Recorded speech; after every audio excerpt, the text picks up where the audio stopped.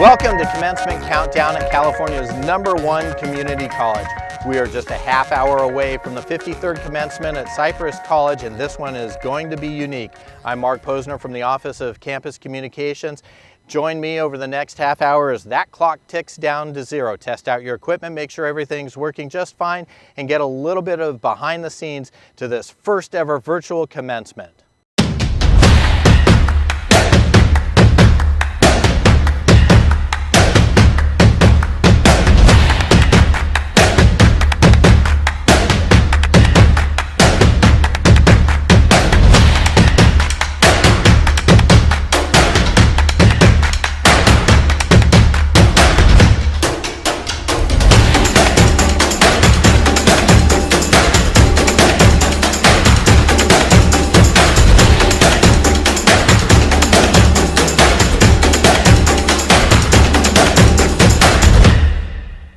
All right, welcome to Commencement Countdown, everyone. You are in the right place. If you are seeing me, you will be seeing our 53rd commencement in under a half hour.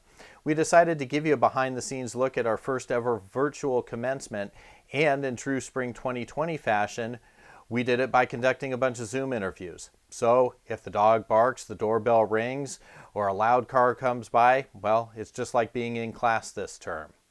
So sit back, enjoy the show, watch the countdown clock tick down, and we'll get things rolling with Dr. Paul De Dios, our Vice President of Student Support Services and one of the big drivers in tonight's commencement.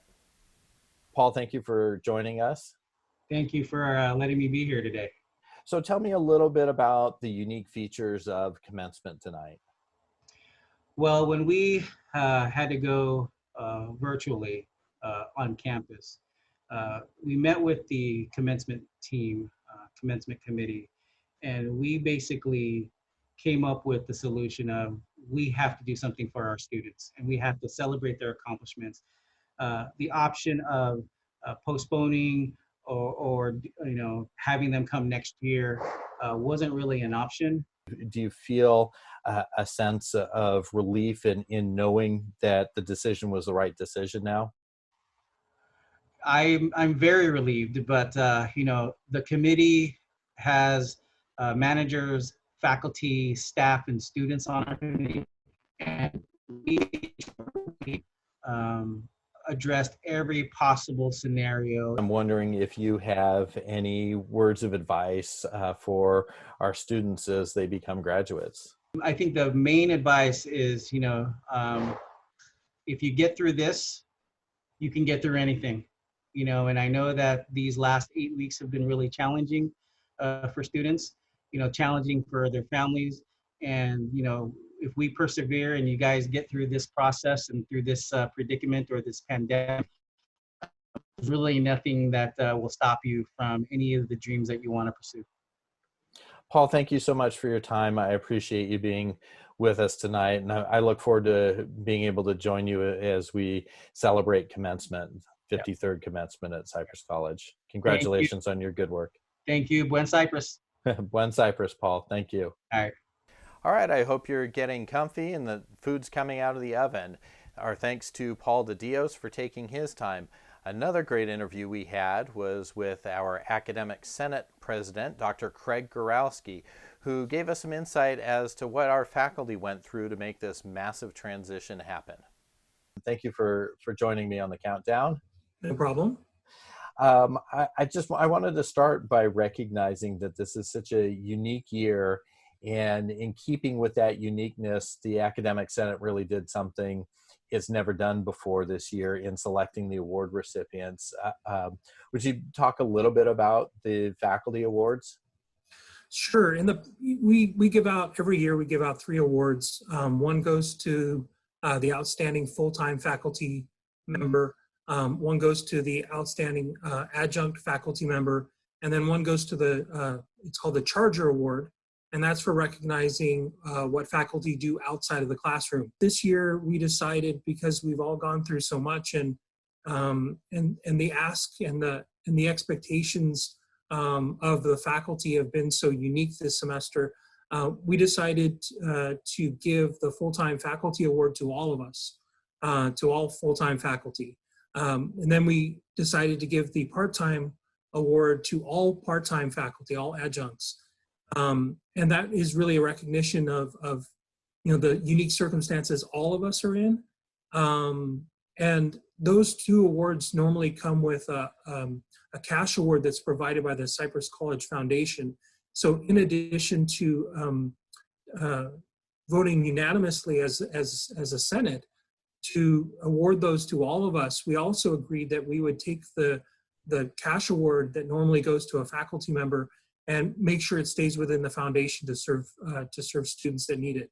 The third award, which is the Charger Award, this was a no-brainer. We've had such demand on our distance education committee since this all started. It's ridiculous. They're working 12, 14-hour days. Every faculty member who's teaching online has to interface with our distance ed committee. And the faculty chair of that committee is Kathleen McAllister in the Language Arts Division. And she's just been working tirelessly, having to create, recreate, reinvent things on the fly. And we wanted to recognize her. As an individual, what does all this mean to you? Well, it's been tough. I mean, I'm lucky in that, I have a long history of teaching online classes. I've been teaching online for, 7 or 8 years now. And so, I appreciate sharing the award, but I think if you were to ask other faculty, they would say the same thing, that I'm saying now. You put your head down and you do the work and you try to do the best you can for you and your students. And that's what we do every semester. Every class, every semester, we're trying to do the best we can for our students. The challenges have been different this semester, and I'm really proud of our faculty. I'm a little proud of myself, because this is I was faced with like, okay, I need to get all this figured out in a week. I mean, and how am I going to transition to being fully online? How am I going to create bridges for our students so they can go from one learning environment to another one as seamlessly as possible? How do I not lose students in that process? It was a lot of stress, and it's been a tough semester. It's probably the toughest semester I've had as a professor. I kind of get the feeling like this will all sink in a year or two when we're kind of back to being on campus. I don't know when we're going to be back on campus, but at some point we'll be back on campus, and when we are, this will all sink in. And seeing what we're capable of, how nimble we can be, how much we can do things in different ways and yet stay true to guiding principles that we have as faculty and we have as a campus and we as a and we have as a district. It's just really encouraging. What was harder, this semester or earning your doctorate? When we're transitioning to online learning and when I'm trying to come up with learning modules for my classes, I have a standard in my head that's really, really up there. And if I don't achieve that standard, I get down on myself. And I felt the same way with my dissertation. At some point with my dissertation, I just kind of had to, pardon the pun, but I had to let it go, right? So at some point I was like, I could tinker with this some more. I could put a lot more energy into getting it just a little bit better. But at some point, for my own kind of mental and physical health, you just kind of have to let it go. I kind of felt the same way this semester. Like, I'm going to get to a level, I'm going to get it as close to what I think it should be as possible. But at the end of the day, I need to understand I'm undergoing a really tough situation. I'm quarantined too. I have, a parent I'm worried about. I've got, family members, excuse me, get a little emotional. I've got family members that are going through this, and to try to keep all of that stuff together, and at the same time try to be as good of an educator as I can be. Thank you very much for taking the time to sit down and chat with us, and I really appreciated the conversation, the information. Yeah, thank you very much. And to the class of 2020, congratulations. You did it. Fantastic. Um, what's next, right? So go out there, get those jobs if you've got a certificate. If you're transferring, get to that school. You've got a good foundation. Use that foundation to go to wherever you're transferring to or to whatever job situation that you have in the future. Use those skills, use that knowledge you acquired here and put it to work. And every time you guys succeed at your job or where you transfer to, we are proud of you. So just keep that in mind. All right, our thanks to Dr. Craig Gorowski. You know, our college and our work here is driven by great leadership, and that comes from the very top with President Dr. Joanna Schilling. Now, I know one thing she would love to see tonight is a bunch of pictures from your celebrations. So pull out your camera, take some selfies, and post them online with the hashtag Cypress College 2020 grad. That's hashtag Cypress College 2020 grad, but maybe do it right after this interview with Dr. Schilling. First of all, thank you for taking the time out of your schedule. I know you are doing the Zoom meeting hop like crazy these days as we come up on commencement in the ceremony that we will have later tonight. So thank you for being here and taking the time. I wanted to start just by asking you from a philosophical standpoint, why did we as a college decide that it was important to hold this commencement tonight? Well, that's a great question. And thank you, Mark. I'm happy to be here today. We talked a lot about what would be the right way to commemorate our graduates, given the fact that we couldn't all be together. So obviously everybody wishes that they could be together with everyone tonight, but we believed that it was still important to celebrate this moment. And doing it in 3 months or 6 months or another year really didn't seem like the right way to send our graduates to their next journey from Cypress. So we decided that we would do this virtually. We would celebrate their successes, which we are going to do tonight. And we believe that we have put together a program that is worthy of our students. And we really wanted to make sure they knew that this is an important milestone in their lives. And so even though we can't be together, we are going to do the next best thing for them to be with their families and their loved ones and celebrate their accomplishments this evening. Yeah, and the reaction's been really good from students, so it seems like it's been the right call. We have almost 600 graduates who will be joining us this evening, and we are so proud of each and every one of them. And we believe the personal touch to allow them to upload their photos and their personal mementos and a little profile about each of them will make it even more special. I mean, this semester has been unlike anything we've ever seen before. And I know our students have struggled in ways they couldn't have imagined. Wondering about, you know, obviously earning all the way up to a PhD. What are some of the struggles you experienced as a student? And, you know, kind of related to that, one of the things I've learned from you is that the Ivy Leagues weren't even open to women in my lifetime. So my journey, like many of our graduates, was what we call untraditional, which I suppose is a silly word to use because everyone has their own unique path.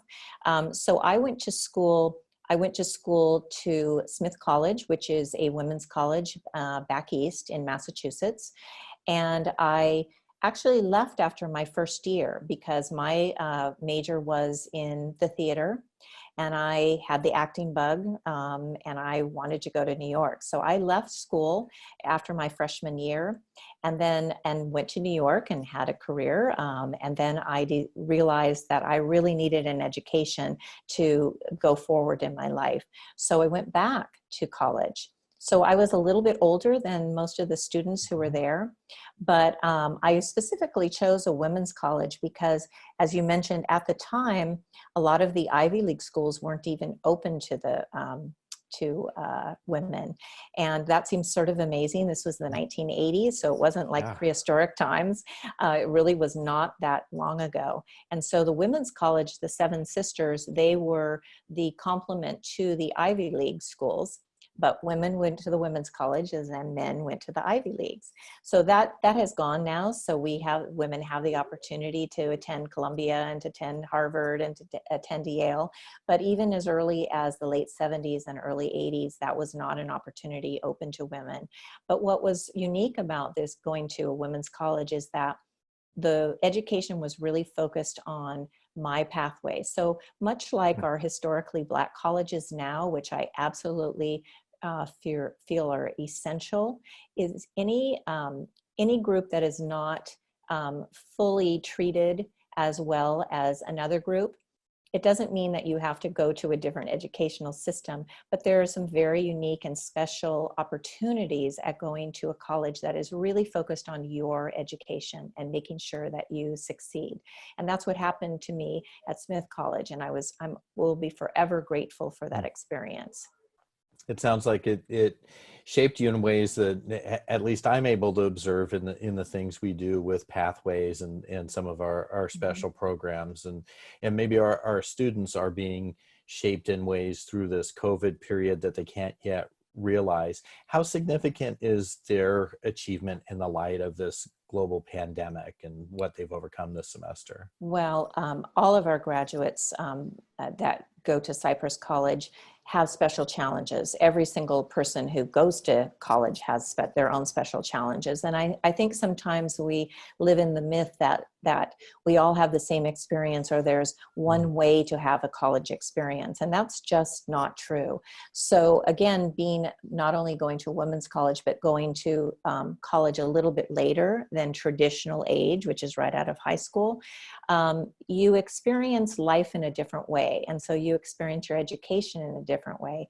And I think what makes our students' accomplishment this year extremely special is that they've had to overcome not only adversity just to get to their completion, but this last semester has thrown everybody a curve that no one saw coming. And I know that many of our graduates are experiencing challenges with their home. And for you parents out there who are listening, we know that this is a very challenging time for each of you as well. So that makes not only the accomplishment of our graduates special, but it is a family experience. And we believe that your sons and daughters and loved ones that we'll be celebrating tonight deserve many accolades and support for what they're doing. Life is not simple, and it's how we deal with the adversity that really forms us as a human being. So I know that each one of our graduates tonight are going to be successful because they already are successful, because they've overcome challenges that they never anticipated they would have to face in their lives. For our students, as they move from this place where they're a student to this place where they're an alumni of the college, is there a takeaway or something you want to share with the graduates? Well, graduates, I want to remind you that you are a Charger forever. We say it at our college that we take this journey together, and we truly mean it. So your journey doesn't end today, not only for your life and your education, but also for your experience at Cypress College. So we believe that you are always a Charger. We welcome you back at any time. We are with you. And we hope that one day you will also come back and share with us your experiences, what experiences you've had and the things that you've learned. And we'll share that with future students who were in your shoes once. And you can share with them how they also achieved what you have achieved today. Thank you very much for taking the time to do this, to be able to share informally with students your experience. I know in just a little bit you'll be telling them it's time and to stand up, and it's such a magical night, and I know we'll really recreate that magic for everyone tonight. I can't wait. I'm as excited as everyone. Thank you, Mark. Thank you, Chargers. My sincere thanks to Dr. Joanna Schilling for taking the time to be with us. I want to remind you and put your mind at ease that if you are watching this, you will be watching our 53rd commencement in just a few minutes. Something else that'll be happening real soon, class of 2020, you will be alumni of Cypress College. And to get you in the spirit for that, I sat down with a couple of our alumni, recent graduate in 2017, Crystal Neer, and Curtis Sheets, who graduated a little bit further back than that. We're joined now by a couple of alumni to the college. Crystal Neer on the left of the screen, I think if you're seeing the same screen I am, and Curtis Sheets on the right. And let me just briefly ask you to introduce yourselves. And Crystal, you're the newer graduate. Why don't I go ahead and ask you to begin? My name is Crystal Neer. I'm a recent graduate from Cypress in 2017. I graduated from the X-ray program. I'm now a CT tech. I've been working in the field for 3 years and I love it. Great, thank you. And Curtis? Yes, Curtis Sheets graduated in 1976 and had a business now for 35 years and have been involved with the Cypress College HVAC program for about 30 years. And what a wonderful experience with the folks at Cypress College being involved now that some 40 years later, I'm moving towards my retirement posture. Yeah, well, maybe that's a really good segue for us, Curtis, as you're moving into a new phase. What has been the impact of Cypress College on your career and on your business? Well, that's how I got started, because when I got through the HVAC program back in 1976, I was actually so fortunate to get placed by Wayne and Ron Trulock, which were the founders of the HVAC program back in 1968. And I got a job starting at Barbara Coleman. And again, from there, the relationship with Cypress, being involved with the advisory board, having more than probably 30 of my employees have gone through the HVAC program over the last about 20 years. You know, the connectivity with my relationships in this industry. If you say Cypress College and you're talking to people in my industry, then you automatically know what our foundation is and what we're all about. Crystal, you know, newer in the career you came to Cypress College for, but what kind of changes, impact do you see from that already? Oh, it's phenomenal. So I agree with what Curtis was saying. When you talk about Cypress College, anywhere I go out, they are, wow, Cypress College, right? They're amazed. So when I started at Cypress, I was a single mom and I needed to go and I needed to get into a successful career. Cypress has really led me to, not only they gave me the tools to, you know, learn how to do what I do today, but they built me from the ground up. So they encourage me. They help with financial expenses and everything that I needed, you know, along the way. And still today, I still keep in contact with some of the people, and they're always helpful along the way. So the support of the foundation to you, I mean, that impact obviously was very clear. I remember when you and I spoke right around graduation in 2017, it was immediately clear to you at that point. You said to me, I'm going to be creating a scholarship here. What prompted that? How did you get involved with the foundation, or what drove that decision? So I received a few scholarships. They made a huge impact on my life.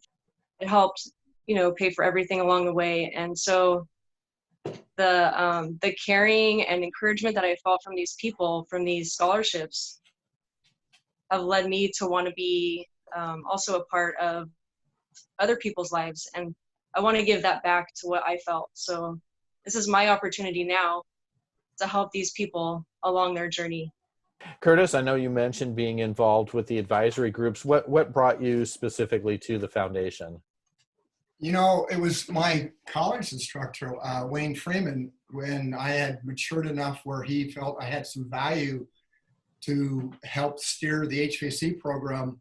I got involved, and, you know, it's a community that even though we're 16,000 enrollment, people take the time to know each other and help each other. So whether it's getting involved with the golf committee or getting involved with the HVAC department now for over 30 years to most recently now, I just got nominated to be the vice president of the College Foundation. So who knew when I graduated some, 44 years ago that I'd have all these opportunities.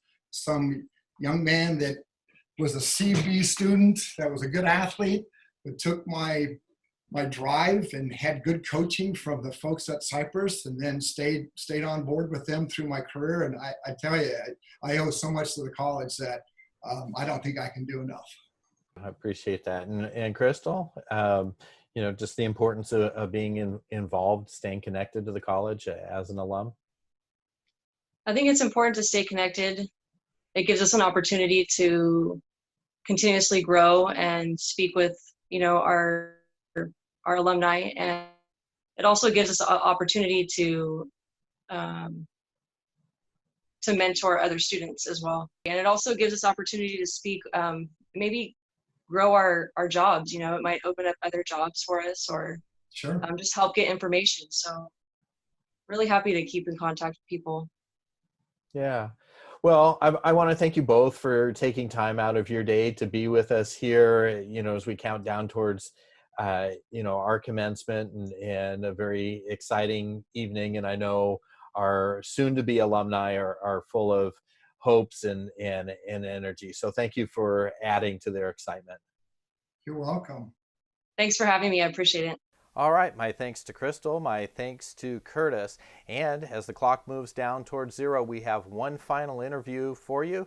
That's with Mr. Howard Kummerman, who is in charge of our alumni relations as the executive director of the Cypress College Foundation. Appreciate you taking the time to be here tonight. Thank you, Mark.